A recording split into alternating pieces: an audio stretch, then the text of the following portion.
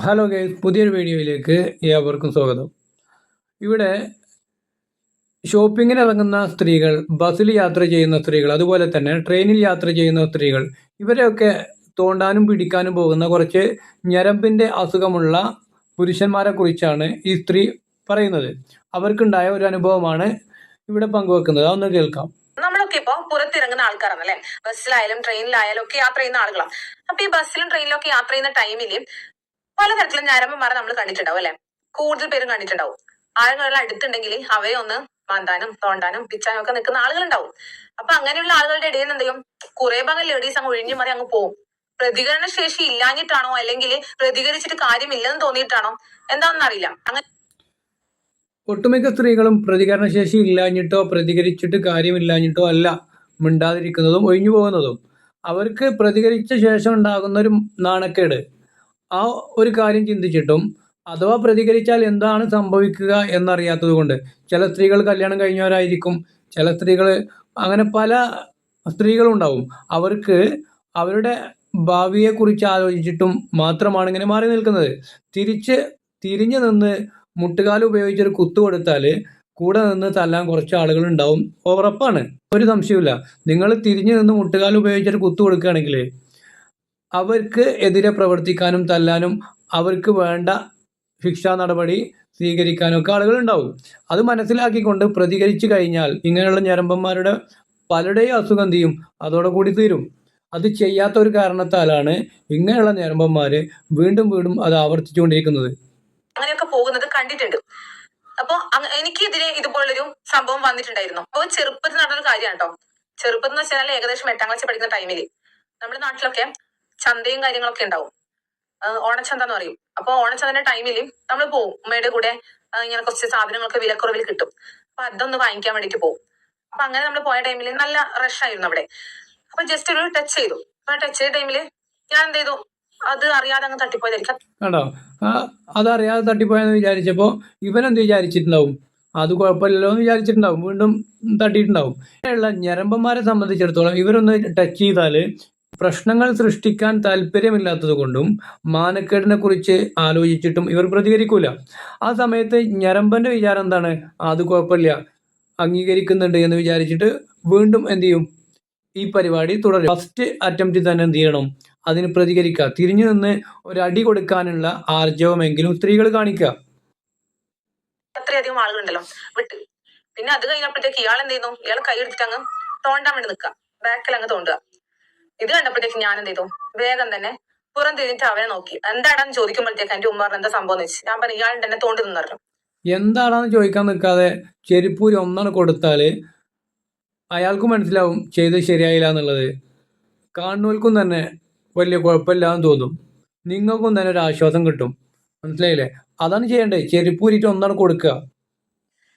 അപ്പം തന്നെ എന്ത് ചെയ്തു, വായിന്ന് വന്നേക്കും നല്ല അടിപൊളി ഫസ്റ്റ് ക്ലാസ് ചീത്ത അങ്ങ് വിളിച്ച ടൈമിൽ തന്നെ അവൻ ഒറ്റ ഓട്ടോ ഓടി. ആ ടൈമിൽ അവിടെ പോലീസ് ഉണ്ടായിരുന്നു. ഉമ്മ ഒച്ചത്തിൽ അങ്ങ് പോകുമ്പോഴത്തേക്ക് പോലീസുകാരൻ ചോദിച്ചു എന്താ സംഭവം എന്ന് പറഞ്ഞു. ഉമ്മ കാര്യം പറഞ്ഞു. ഇയാൾ അങ്ങടാന്ന് പറയുമ്പോഴത്തേക്ക് ഒരൊറ്റ ഓട്ടം അങ്ങ് വെച്ചു കൊടുത്തു. ഇവർക്കൊക്കെ ഇതൊരു ലഹരിയാണ് ഇങ്ങനെയുള്ള സംഭവങ്ങൾ. ശരിയാണ്, പല ഞരമ്പന്മാർക്കും അതൊരു അസുഖമാണ്. സത്യത്തിൽ ഒരു ചികിത്സിക്കേണ്ട അസുഖം തന്നെയാണ്. സ്ത്രീകളെ കാണുമ്പോൾ അടുത്ത് പോയി നിൽക്കുക, അവരെ അടുത്ത് പോയി നിന്നാൽ തന്നെ അതൊരു അസുഖമായിട്ട് ഉള്ള ആളുകളുണ്ട്. അവരെങ്ങനെ ചാരി നിൽക്കുക, അതിനൊക്കെ പ്രത്യേക പേരും പറഞ്ഞിട്ട് അതിനായിട്ട് നടക്കുന്ന കുറേ ആളുകളുണ്ട്.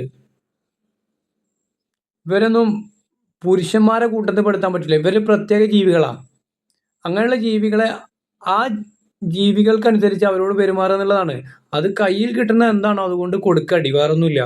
അങ്ങനെ 4 ആൾ അടിച്ചു കഴിഞ്ഞാൽ ഇങ്ങനത്തെ അസുഖങ്ങളൊക്കെ എന്ത് ചെയ്യും, ശുഭം മംഗളായിട്ട് മാറും. കൈക്കൊന്ന് ഒരു തരിപ്പ് വരും. അപ്പൊ അത്തരത്തിലൊരു സംഭവം ഒരു ചാനലിൽ ഞാൻ കണ്ടു. അപ്പൊ ഇത്തരത്തിലുള്ള കാര്യങ്ങള് ഇങ്ങനെയുള്ള കാര്യങ്ങൾ ദിനം പ്രതി വർദ്ധിച്ചുകൊണ്ടിരിക്കുകയാണ്. കാരണം സ്ത്രീകൾ പ്രതികരിക്കുന്നില്ല, തിരിഞ്ഞു നിന്ന് തല്ലാനുള്ള ആ ഒരു ആർജവം കാണിക്കാത്തത് കൊണ്ട് തന്നെ ഓരോരുത്ത് പോയി പിടിച്ചു കഴിഞ്ഞാൽ, തോണ്ടി കഴിഞ്ഞാൽ ഇവർക്ക് അതൊരു സുഖമാണ്. സുഖമാണോ അതൊരു അസുഖമാണോ അതൊരു മാനസിക രോഗമാണോ എന്നറിയില്ല. എന്തായാലും ചെയ്തുകൊണ്ടിരിക്കുന്നത് അവർ തുടർന്നുകൊണ്ടിരിക്കും. കാരണം പ്രതികരിക്കുന്നില്ല എന്നുള്ളത് തന്നെയാണ്. എവിടെ പോയി കാണിച്ചാലും സ്ത്രീകൾ മൗനം പാലിക്കുകയാണ് ചെയ്യുന്നത്. ഒന്ന് തോണ്ടുമ്പോൾ എന്ത് ചെയ്യും, അത് അറിയാതായിരിക്കും എന്ന് വിചാരിക്കും. അടുത്ത തോണ്ടലുകൊണ്ട് ഇവരെന്ത് ചെയ്യും, പേടിക്കും.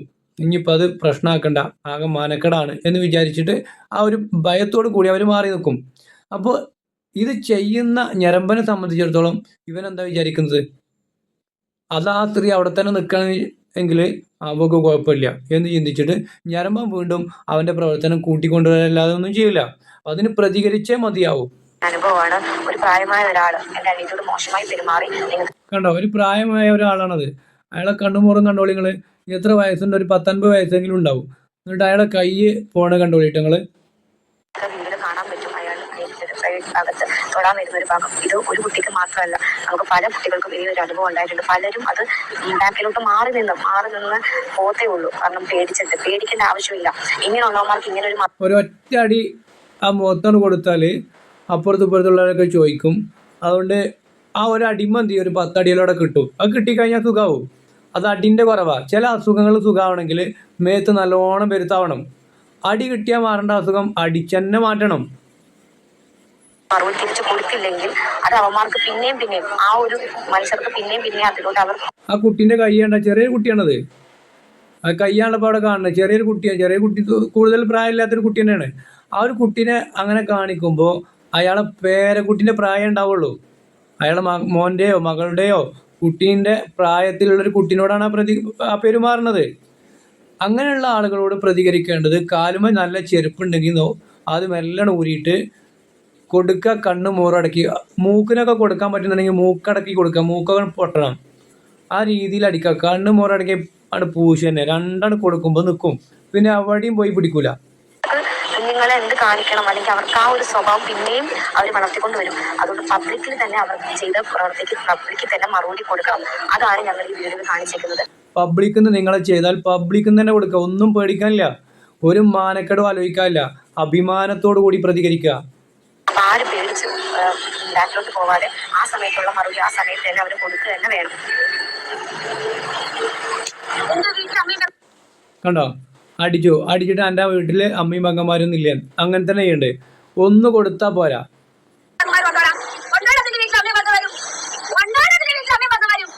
ഉണ്ടോ, ഓൻ്റെ വീട്ടിലെ അമ്മയും പെങ്ങന്മാരും മാത്രമല്ല, ഓന് ഉണ്ടാക്കിയ കുട്ടികൾ പെൺകുട്ടികൾ ഉണ്ടാവൂലേ?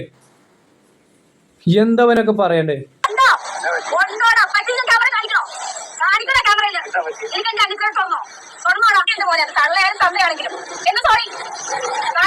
എന്നിട്ട് സോറി പറയാം.